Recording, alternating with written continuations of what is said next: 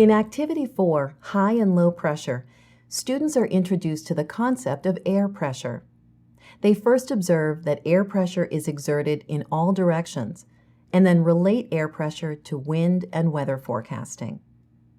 You will need the following materials from the kit: Activity Sheet 4, paper cups, 15 centimeter by 20 centimeter index cards, plastic tumblers, and weather stations. You will also need to provide weather reports, paper towels, and tap water. To prepare for the activity, make a copy of Activity Sheet 4 for each student. Also, collect weather reports. Each team of 2 will need a tumbler, an index card, access to tap water, and their weather station. Each student will need a paper cup. To begin the activity, explain that the air that makes up the atmosphere applies pressure to objects from all directions. The pressure, called air pressure, is due to the random movement of the air molecules.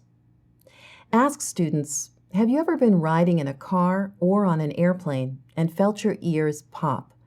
Explain that the air pressure inside and outside of their bodies is usually equal. If the air pressure outside rapidly changes due to an increase or decrease in altitude, their ears will pop in an effort to equalize the pressure.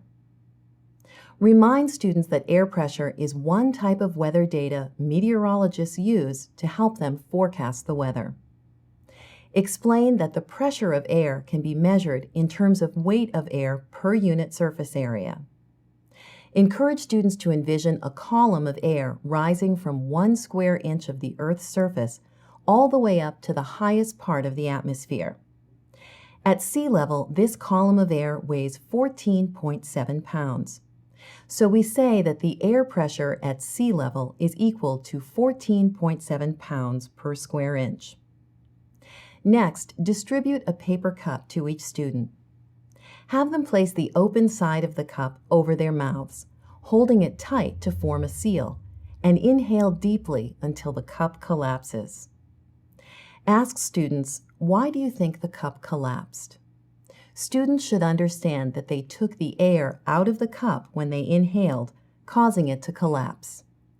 Now explain that a space that contains no air and therefore no air pressure is known as a vacuum.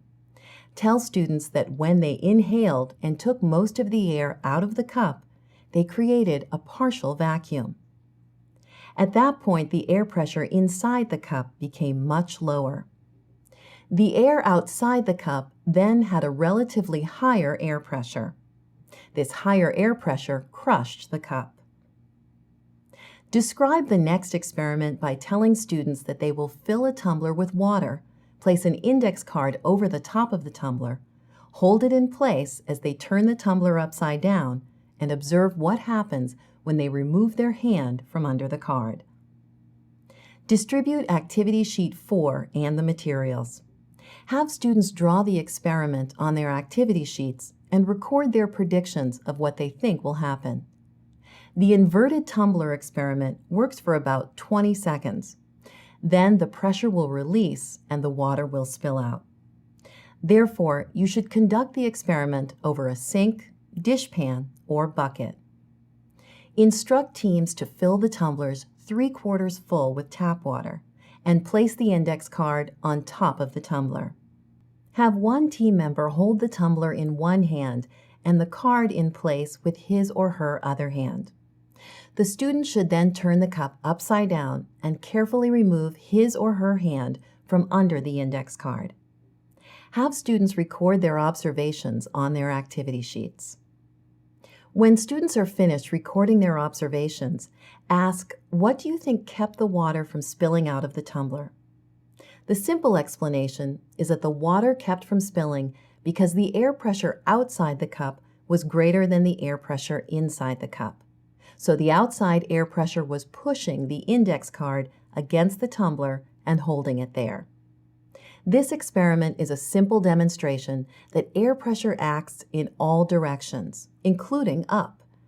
Ask students what other forces were acting in our experiment. Another force that was acting in the experiment was the weight of the water pushing down on the index card. Now ask which was greater, the pressure due to the weight of the water or the pressure due to the outside air. Why? The pressure of the atmosphere was greater than the pressure of the water in the cup because the air pressure held the water in the tumbler. Next, explain that temperature and air pressure are related. Cold air is dense, so when it pushes down on the earth, it creates high air pressure. Warm air is less dense and does not exert as much pressure. So in areas with warm air, the air pressure is lower. Ask students, what do you think causes wind? Students may infer that differences in air pressure may be a contributing factor in causing wind. Explain that air moves from areas of higher pressure to areas of lower pressure. The greater the difference in pressure, the faster the flow of air will be, and therefore, the stronger the wind. Measuring air pressure is a fundamental part of weather forecasting. Meteorologists measure how air pressure changes in an area and also compare readings with areas nearby. Have students retrieve their weather stations. Tell them to secure the latest weather report on top of the other reports. Finally, compare and discuss yesterday's forecast with today's actual weather. To conclude the activity, have students air dry the tumblers and discard the index cards. They should also return their weather stations to the designated areas. For science background, reinforcement activities, curriculum connections, and information about the Delta Science Reader, please consult your DSM Teacher's Guide.